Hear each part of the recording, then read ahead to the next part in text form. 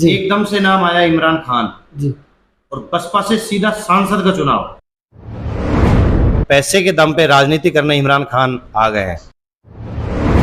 आपने दुर्रू मियां का भी कार्यकाल देखा था एज ए चिकित्सा मंत्री, तो आप इन दोनों की तुलना करते हैं तो आपको क्या लगता है कि संदीप अव्वल थे या दुर्रू मियां अव्वल थे? इतना भ्रष्टाचार कभी नहीं हुआ जितना संदीप यादव के राज में हुआ है। बिना पैसे के कोई काम ही नहीं होता। दुर्रू मियां 10 साल एमएलए रहे, चिकित्सा मंत्री रहे, कोई ऐसा अभूतपूर्व कार्य जो लगा हो कि उन्होंने एक बहुत बड़ा काम कराया हो?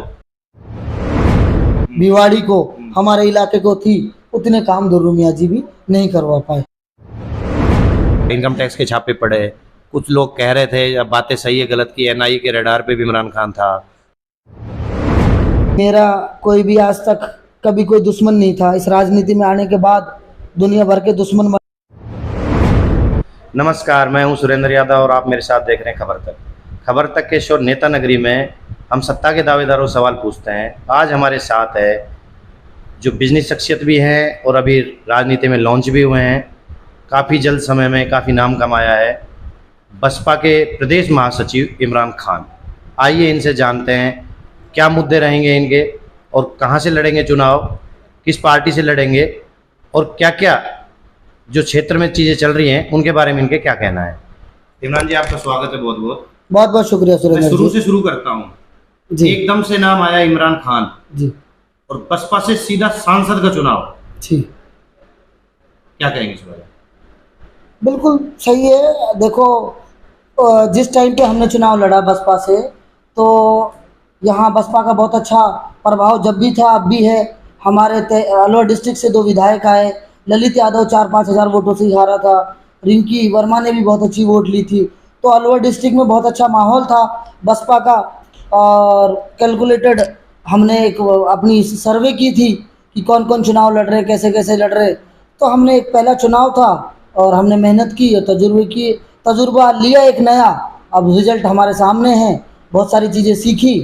तो कुल मिला के ऐसा ही था। लोगों जो हमारे मित्र मंडली थी, जो हमारे यार दोस्त थे, वो सब भाइयों ने यही कहा कि भाई एक बार लोकसभा का चुनाव लड़के देखो।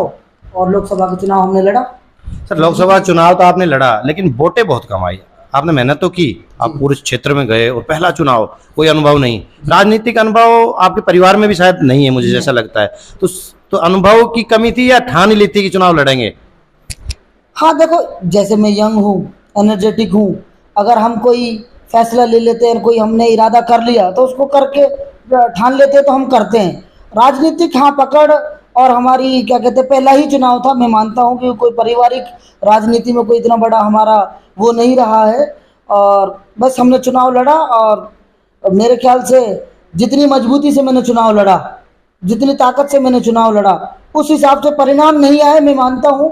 क्योंकि बहुत आरोप प्रत्यारोप लगते हैं। हम ईमानदार आदमी हैं, अच्छाई से मेहनत से काम करते हैं। लोगों ने बहुत आरोप लगाए तो जो लोग जुड़े भी हमारे साथ, एक वक्त आया थोड़े लोग टूट गए थे। पहला चुनाव था तो बहुत सारी चीज़ें सीखी हमने उस चुनाव से। लोगों में ये रहा कि नया लड़का है और बिजनेस में बहुत पैसा कमाया है, तो अब पैसे के दम पे राजनीति करने इमरान खान आ गए हैं। इसके बारे में क्या कहेंगे?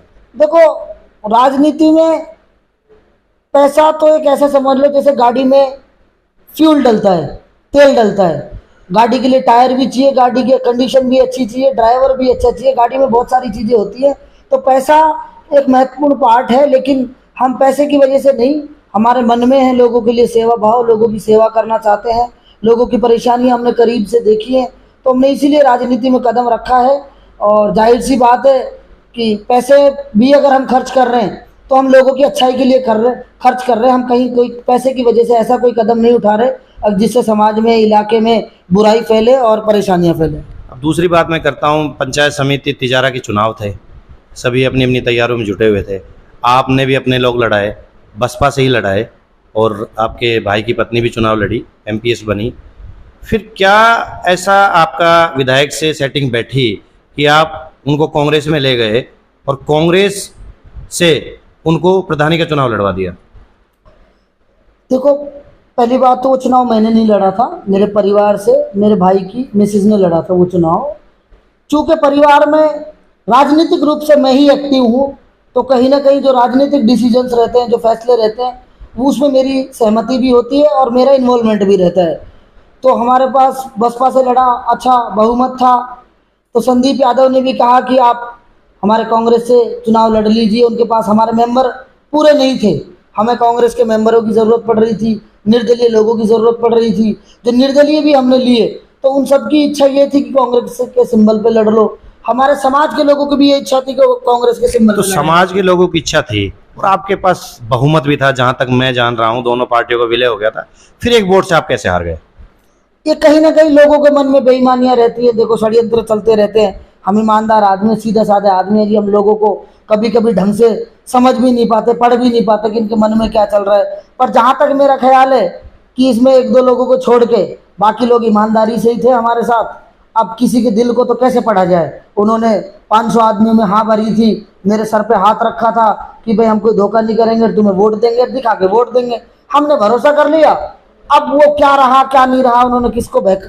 सर, इसमें एक और निकल के आता है, कुछ लोग आरोप लगाते हैं कि उधर से यादव कैंडिडेट था, इसलिए संदीप यादव ने ज़्यादा मेहनत नहीं की उस चुनाव में, प्रधानी का इलेक्शन निकल जाए, ऐसे आरोप उनके ऊपर लगे हैं। आप क्या कहेंगे, क्योंकि आप उनके साथ बैठे थे और उन्हीं के साथ काम भी कर रहे थे, क्या इस तरह की चीज़ें लगी आपको? देखो, संदीप यादव मेरा राजनीतिक प्रतिद्वंदी है, अब भी जब भी।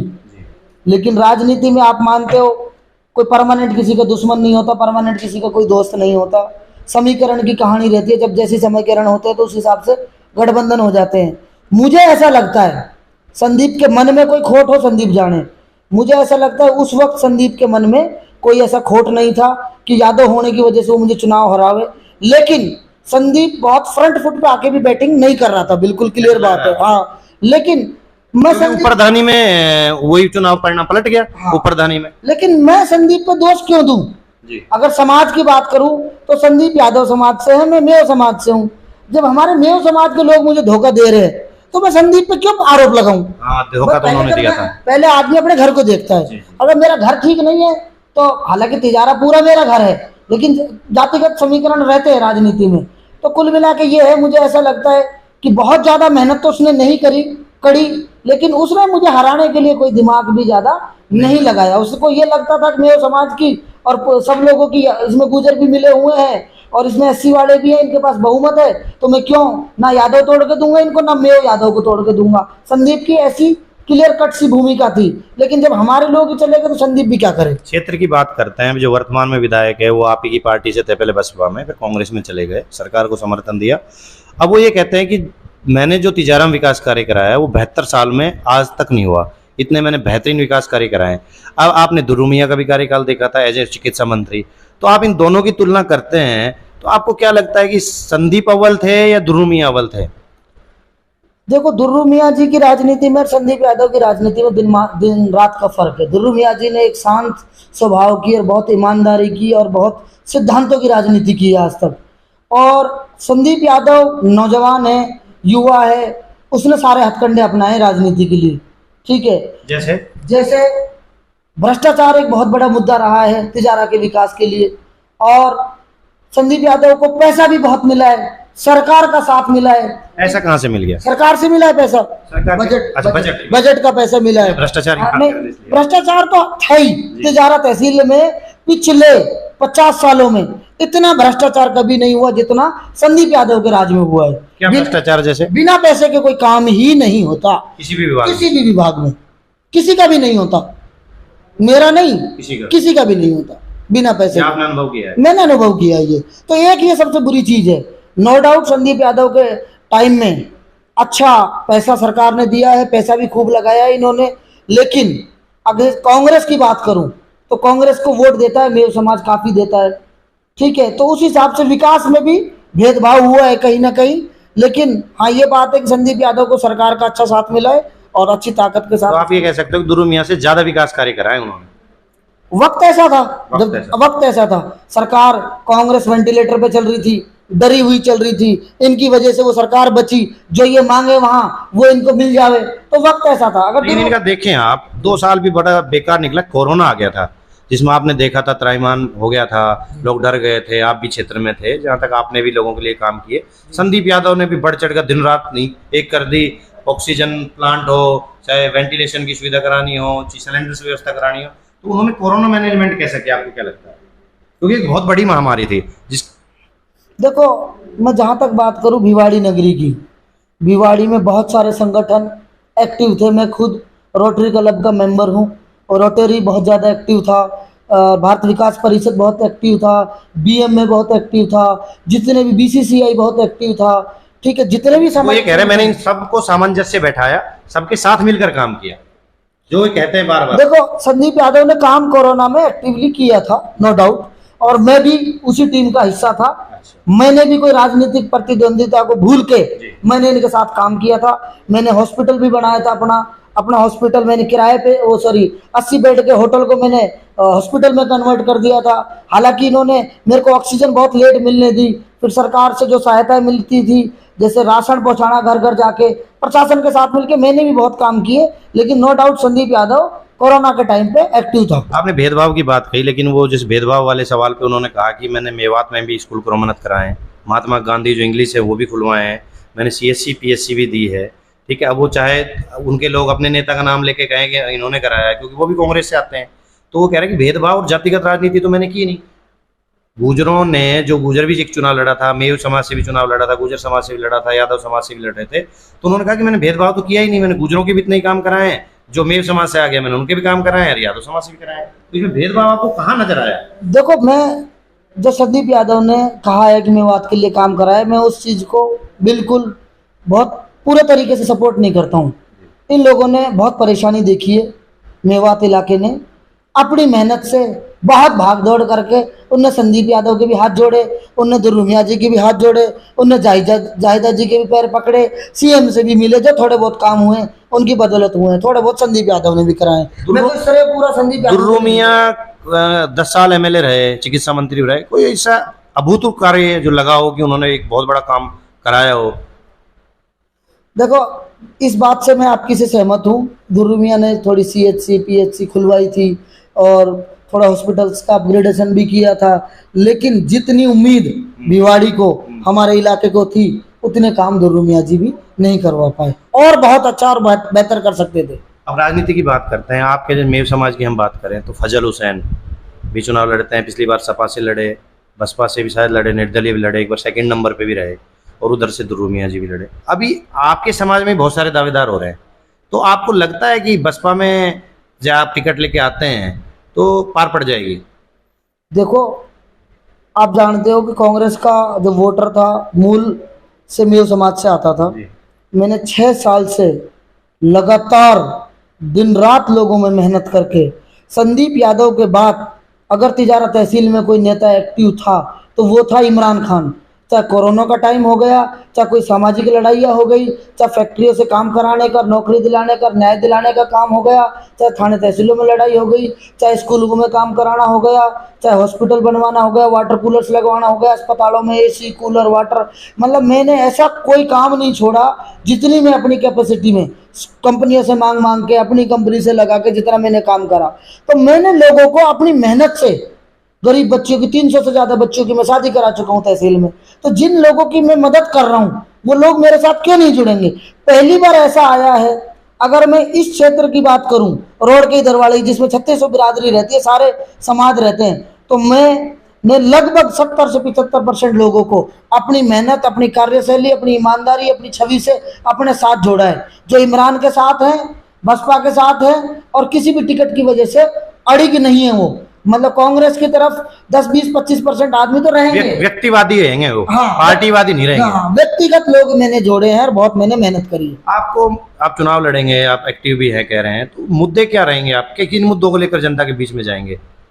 देखो, जैसे भिवाड़ी की बात करूं, भिवाड़ी एक इंडस्ट्रियल हब है, प्राइवेटाइजेशन है पूरा, कोई भी किसी भी तरीके से बाध्य नहीं है, पाबंद नहीं है नौकरियां देने के लिए किसी को, वो स्वतंत्र है अपनी उसमें। लेकिन मैं औद्योगिक नगरी का आदमी हूँ, भिवाड़ी का आदमी हूँ, सारे औद्योगिक लोगों को मैं ढंग से जानता हूँ, अच्छे से जानता हूँ, उनकी परेशानियों को जानता हूँ। जितना भरोसा और जितना कॉन्फिडेंस उन लोगों को मेरे ऊपर है, उतना किसी के ऊपर नहीं है। मैं मेहनत करूंगा, उन लोगों से समझाऊंगा, मनाऊंगा, लोकल लोगों को नौकरियां दिलाऊंगा, मेरा सबसे पहला काम ये है। अगर रोजगार- रोजगार का मुद्दा रहेगा। दूसरा काम ये है मेरा, CSR का जो फंड होता है फैक्ट्रियों से जो मिलता है, ये बहुत गलत तरीके से यूटिलाइज हो रहा है, इस्तेमाल हो रहा है। मैं बिजनेसमैन हूँ तो ये सारे फंड मैं जानता हूँ कहाँ से कैसे। सरकार के फंड की ज़्यादा जरूरत नहीं है, तिजारा के स्कूल और रोडों के लिए और अस्पतालों के लिए अगर CSR का पैसा सही तरीके से यूटिलाइज हो जाए तो नेताओं की उधर पकड़ नहीं, जानकारी का अभाव होने की वजह से वो मिसयूज कर रहे हैं इसका। इस पर भी मैं एक कंट्रोल बिठाऊंगा पूरा। एक मेरा जो सबसे बड़ा काम होगा जिसमें मुझे जी जान लगा देनी है, 25 साल का काम मुझे 5 साल में करना है अगर मुझे मौका मिला। मैं तिजारा के प्रत्येक स्कूल को प्राइवेट स्कूल के बराबर लाके खड़ा कर दूंगा, हर एतबार से, टीचर्स के एतबार से, इंफ्रास्ट्रक्चर के एतबार से, खेल के मैदान के एतबार से, पढ़ाई के एतबार से और सुविधाओं के एतबार से। इतनी मेहनत मैं करूंगा क्योंकि जैसे दिल्ली में केजरीवाल जी का जो सिस्टम है स्कूलों का, उससे बेहतर मुझे एग्जाम्पल सेट करके देना है स्कूलों के लिए। तीसरा शिक्षा के क्षेत्र में। चौथा ये काम है, हमारी बहन बेटियां पढ़ती नहीं है, ज्यादातर मेव समाज की, SC समाज की, उनको मुझे पढ़ाना है। उनके लिए चाहे मुझे खुद को कॉलेज स्कूल खोलने पड़े, जो मैं भी कर रहा हूँ, लेकिन 1.5 साल लगेगा। सरकार की तरफ से जो होगा वो भी मैं करूंगा अगर मुझे राज का साथ मिला तो। राज का साथ नहीं भी मिला तो मैं अपनी ताकत लगा दूंगा और मैं वो काम इनके लिए करके दूंगा। अस्पतालों की हालत बहुत दयनीय है, कोई भी मॉनिटरिंग सिस्टम नहीं है। मैं विंग बनाऊंगा अलग अलग, टपुकड़ा की अलग, भिवाड़ी की अलग, तिजारा की अलग। मैं विंग बना के और क्या कहते हैं लोगों को जोड़ूंगा, अस्पतालों को मॉनिटर कराऊंगा, किस तरीके से लोग अस्पतालों में काम कर रहे हैं, किस तरीके से मरीजों को अटेंड कर रहे हैं, किस तरीके से OPD जो सुपरविजन होता है ना, एक अभी तिजारा की राजनीति में सुपरविजन की बहुत बड़ी कमी है। जो सरकारी इंफ्रास्ट्रक्चर है उसका सुपरविजन होता ही नहीं है, चाहे वो परिवहन विभाग है, चाहे वो गवर्नमेंट हॉस्पिटल्स है, चाहे वो स्कूल्स है, मास्टर मनमानी कर रहे हैं। तो इन सब चीज़ों पे पुलिस का जो एक बहुत बड़ा कानून व्यवस्था जंगल राज यहाँ चल रहा है, इसको मैं तरीके से सिस्टम से लाके बहुत स्ट्रीमलाइन करूंगा और इसमें बहुत मेहनत लगेगी क्योंकि सारे लोग बिगड़ चुके, सारे लोगों के खून मुंह मांस लग गया ऐसा समझ लो। मतलब उनको मजा ही नहीं आता है कि बिना भ्रष्टाचार के काम करते हुए। अच्छे अधिकारी भी हैं लेकिन मुझे सेलेक्ट करने पड़ेंगे अच्छे अधिकारी कौन है, उनकी ट्रेनिंग लेनी पड़ेगी, उनको समझाना पड़ेगा। मुझे अपने समाज में भी काम करना पड़ेगा जो ये भ्रष्टाचार को ज्यादा वो कर रहे हैं। तो एक मेरा मुद्दा ये भी रहेगा कि जैसे प्राइवेट में जो मैनेजमेंट होता है वो मैनेजमेंट आप ये कह रहे हैं कि आप सरकारी तंत्र में लाएंगा क्योंकि मेरे पास मैनेज करने का एक तरीका है। 10,000 आदमियों को मैं आज भी चलाता हूँ, 15 साल से चलाता हुआ आ रहा हूँ। तो जब मैं 17-18 स्टेट में काम कर रहा हूँ तो कैसे मैनेजमेंट में कर सकते हैं हम, कितना बढ़िया चला सकते हैं। एक पढ़े लिखे आदमी के अंदर जो एक काबिलियत होती है किसी भी सिस्टम, क्योंकि एक व्यक्तिगत रूप से कोई भी आदमी किसी सिस्टम को रन नहीं कर सकता, किसी मैनेजमेंट को रन नहीं कर सकता, मैनेजमेंट को सिस्टम रन करता है। तो इसको रन करने के लिए मैं सिस्टम बनाऊंगा, कमेटियां बनाऊंगा हर समाज में से 5-5 आदमियों की, जो मेडिकल को भी मॉनिटर करेगी, स्कूल को, एजुकेशन को भी मॉनिटर करेगी, जो कंपनियों में जो प्रदूषण हो रहा है, जो CSR का पैसा है उसको भी मॉनिटर करेगी। तो 8-10 कमेटियां बना के मैं अच्छे से इमरान जी, एक आपके लोगों में एक बात चलती है कि इमरान जी तो ताक में बैठे हैं और सबसे ज्यादा उनकी नजर है कांग्रेस पर जी, कि समय मिलने पर जी, क्योंकि वोटर्स को लुभाना है जी, तो बसपा छोड़ने में वो समय नहीं लगाएंगे अगर कांग्रेस में उनकी बात बनती है। तो इस बारे में क्या कहेंगे? देखो साहब, ये राजनीति है, लोगों का मुंह पकड़ा नहीं जाता, कोई कुछ कहता है, कोई कुछ कहता है। अगर मैं अपने समाज की बात करूं, जितने वंचित और जितने पिछड़े और जितनी दुर्दशा इन लोगों की हुई है, जितना करीब से मैंने देखा है, आज तक किसी नेता ने देखा ही नहीं। आप कभी जयरोली जाना, खड्डों में आपको कितनी बुरी हालत हो जाएगी। निम्बाहेड़ी जाना आप, ठीक है, आप सर लपाड़ा सरेटा जाना आप, ऐसे ऐसे गांव में। ये कह रहा था आप जो हाँ, पार्टी की बात है वो बताइए। मैं बता रहा हूँ तो ये पार्टी को ज्यादा तवज्जो देते हैं किसी को भी। अच्छा। हालांकि मैंने कोशिश की है, मतलब इमरान को कोई पार्टी की जरूरत नहीं है। हाँ, तो मैंने अब इनको जोड़ा है अपने साथ। मैं बहुजन समाज पार्टी का कार्यकर्ता हूँ, पदाधिकारी हूँ, बहुजन समाज पार्टी में मेहनत कर रहा हूँ। सबसे पहले मैं अपना टिकट डिक्लेयर कराऊंगा जितने भी कैंडिडेट से। टिकट तो कई लोगों की डिक्लेयर हो चुकी है, अब सबसे पहले कैसे कराएंगे? 4 टिकट तो दे चुकी बसपा। मेरा यहाँ कंपटीशन कांग्रेस और बीजेपी से है। हाँ। तो मेरा जो कंपटीशन है तो मैं अपना टिकट, पहले टिकट किसको मिल रही है ये कहना चाहते हैं? नहीं, इनसे पहले मैं अपना टिकट डिक्लेयर कराऊंगा। बसपा तो 4-5 जगह कर भी चुकी है, उसमें मेरा कुछ। बसपा के बारे में आजकल जो बसपा की स्थिति है, ये कहा जाता है, जो आम भावना है कि बसपा में आदमी सिर्फ वोट बैंक को एक लुभाने के लिए, SC समाज के वोट बैंक को लुभाने के लिए जाता है, उसके बाद कोई बसपा में नहीं रहता। जिसकी पार्टी बनती है उसमें विलय हो जाता है। मतलब सिर्फ बसपा का मतलब है कि आप वोट लेने के लिए वहां जाते हैं, लेकिन पार्टी में कोई नहीं रुकता। तो क्या इमरान खान भी सिर्फ इसी वजह से बसपा में है? देखो, मैं बस पार्टी की बात करूं, बहुजन समाज पार्टी बहुत अच्छी है, इसके लोग बहुत अच्छे हैं। हाँ, ये बात जरूर है, कुछ मौका प्रस्त टाइप के लोग रहते हैं जो अब जैसे सबने बसपा छोड़ी, बहुत सारे लोग 6 विधायक थे, हाँ 6 के 6 कांग्रेस में चले गए। 5 साल उन्होंने कांग्रेस के मजे लिए, अब फिर तलाशने लग गए।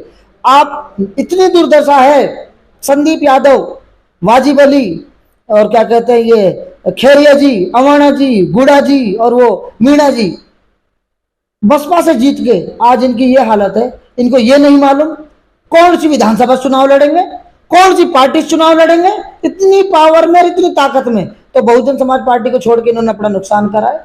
बहुजन समाज पार्टी को मैं बहुत ईमानदारी से काम कर रहा हूँ, छोड़ता तो मैं 5 साल से छोड़ देता, राज का कांग्रेस का फायदा उठाता और कांग्रेस के टिकट मांगता। नुकसान तो आपको भी झेलना पड़ा, जहां तक मुझे लगा रहा है। जो बिजनेस से आप राजनीति में आए हो, तो उससे नुकसान तो काफी आपको भी हुआ है। आपके अभी कुछ दिनों पहले इनकम टैक्स के छापे पड़े, कुछ लोग कह रहे थे अब बातें सही है गलत की, एनआईए के रडार पे भी इमरान खान था। तो इस तरह की बातों को भी आप क्या कहना चाहेंगे? देखो संदीप भाई, मेरा कोई भी आज तक कभी कोई दुश्मन नहीं था। इस राजनीति में आने के बाद दुनिया भर के दुश्मन बने, क्योंकि हक और सच और कहने वाला आदमी, ईमानदारी से रहने वाला आदमी धीरे धीरे लोगों को पचता है। हम पता नहीं ऐसी छवि है हमारी, 1000 आदमी झूठ के साथ है और 1 आदमी सच के साथ है, तो हम सच वाले के साथ खड़े हो जाते हैं। क्या मिला वैसे आयकर विभाग को? आपके 5 दिन सर्वे चला था। देखो, मैं बहुत आयकर विभाग को मेरी बहुत राजनीति के चलते उल्टी सीधी शिकायतें हुई।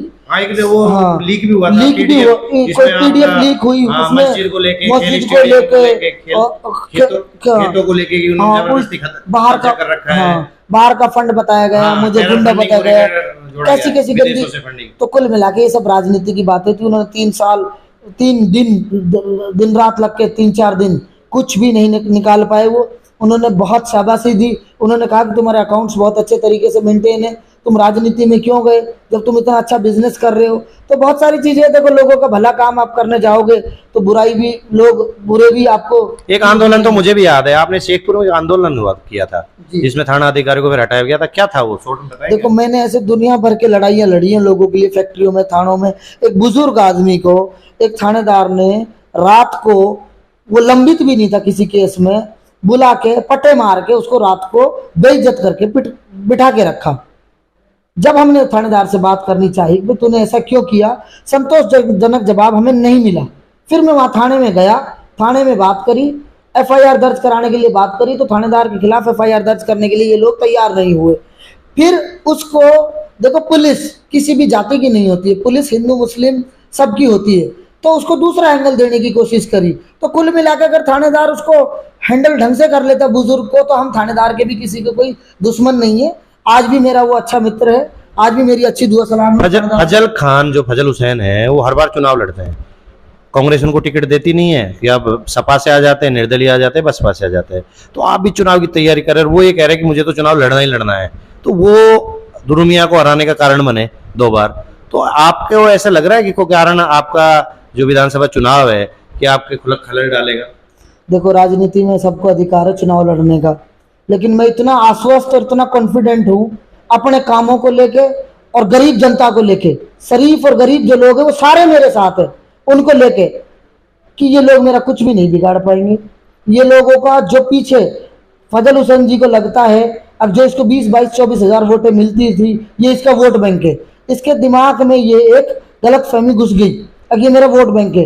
वो दुर्रू मियाँ जी के द्वारा जो लोग मिस हैंडल हुए, दुर्रू मियाँ के लोगों ने जिन लोगों की कदर नहीं करी, जिन लोगों की बेकदरी करी, वो फजल के पास चले गए, उनके पास कोई रास्ता नहीं था, कोई ऑप्शन नहीं था। प्रधानी में भी फजल हुसैन के आदमी ने जहां तक बताते हैं कि गड़बड़ की थी और आपको चुनाव हरा दे, कहीं इमरान खान नेता ना बन जाए, प्रधान बनते ही। देखो, इसीलिए मैं संदीप यादव को दोष नहीं दे रहा था इस मैटर में।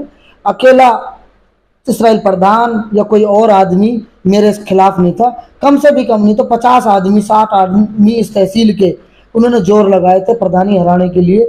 अब ये लड़का अगर प्रधान बन गया तो इसकी छवि ऐसी है, ईमानदार लड़का है, मेहनत ज़्यादा करता है, नौजवान है, और ये कहीं ना कहीं हमको दोबारा वोट मांगने लायक छोड़ेगा नहीं। हालांकि मैं सबका सम्मान करता हूँ, सबकी इज्जत करता हूँ, अब उनके मन में जो डर है उसका कोई इलाज नहीं है मेरे पास, इसलिए इन्होंने मिलकर प्रधानी में मेरे साथ धोखा करा, मेरे परिवार के साथ धोखा करा। इमरान भाई, तिजारा में हर वर्ग और हर धर्म के लोग चुनाव लड़ते हैं, लेकिन हमने अभी तक देखा है कि यहाँ कोई ऐसी स्थिति नहीं आई जिससे भाईचारे का को दिक्कत आई हो। अभी क्या है, पड़ोसी राज्य में कुछ वारदातें हुई हैं और आने वाले अपने विधानसभा चुनाव हैं। क्या आपको लगता है कि अब की बार थोड़ा सा इस तरह का अवेयरनेस से फैल सकता है? इस बार पर भी हमें ध्यान देना चाहिए, क्या लगता है? हाँ, देखो ये सुरेंद्र जी, मैं आपको बताऊं, तिजारा की राजनीति बहुत अलग तरीके की रही है। तिजारा में भाईचारा कभी खराब नहीं हुआ। तिजारा में जो सामाजिक सौहार्द है, वो हमारे जो सामाजिक ताना बाना है, उन लोगों ने कभी बिगड़ने नहीं दिया।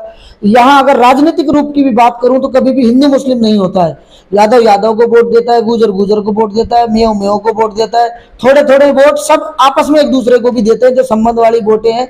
एससी समाज हो गया, बनिया बिरादरी हो गई, बाजार हो गए, ये भी जो उनको अच्छा लगता है उसको वोट देते हैं। तो कभी भी यहाँ इस तरीके का चुनाव नहीं होता। और मेरा मानना है, हर तहसील में दंगे हुए नूह वाली हिंसा को देख के, तो फरीदाबाद लगा लो, गुड़गांव लगा लो, पलवल लगा लो, होटल लगा लो, झिरका लगा लो, और क्या कहते हैं सोना लगा लो, लेकिन भिवाड़ी में कोई छोटी मोटी घटना हुई थोड़ी बहुत, लेकिन किसी भी आदमी ने उसको साथ नहीं दिया। मैं सभी भाइयों का दिल की गहराइयों से शुक्रिया अदा करता हूँ, सम्मान करता हूँ। अब तिजारा के इसी सद्भाव को और इस सौहार्द को बनाए रखें। सर, आप युवा हैं, तो युवा शक्ति आपके साथ है क्या, या बुजुर्गों की टोली साथ लेके चल रहे हैं? देखो, पहली बार मालिक का शुक्र है, मेरे साथ अच्छी तादाद में बुजुर्ग भी हैं, लेकिन जो मेरी दारमदार और जिन पे मैं पूरी तरीके से आश्वस्त और जिन पे मैं कॉन्फिडेंट हूँ, जिनके ऊपर मैं मेहनत कर रहा हूँ, वो नौजवान है तिजारा का। क्योंकि ये आने वाली पीढ़ी तिजारा के नौजवान को मजबूत देखना चाहती है। अगर तिजारा का नौजवान मजबूत ना हुआ, राजनीतिक एतबार से, पढ़ाई की एतबार से, और क्या कहते हैं नौकरी, शिक्षा, और क्या कहते हैं हर तरीके के एतबार से, तो ये आगे जाके बहुत परेशानियां होने वाली है। तो आज की तारीख का जो जमाना है, पढ़ाई को लेके, शिक्षा को लेके, तो मेरे नौजवानों के ऊपर ही मैंने दाव खेला है बहुत ज्यादा। तो मैं उम्मीद करता हूँ तिजारा का प्रत्येक नौजवान अच्छे तरीके से मजबूत। हमारे साथ थे प्रदेश महासचिव बसपा के इमरान खान, जिनसे हमने बातचीत की। उन्होंने कहा शिक्षा, चिकित्सा और क्षेत्र में मैनेजमेंट तरीके से काम करेंगे, और बसपा से कांग्रेस में आने के वाले सवाल पर मुस्कुरा दिए, जवाब नहीं दिया। धन्यवाद।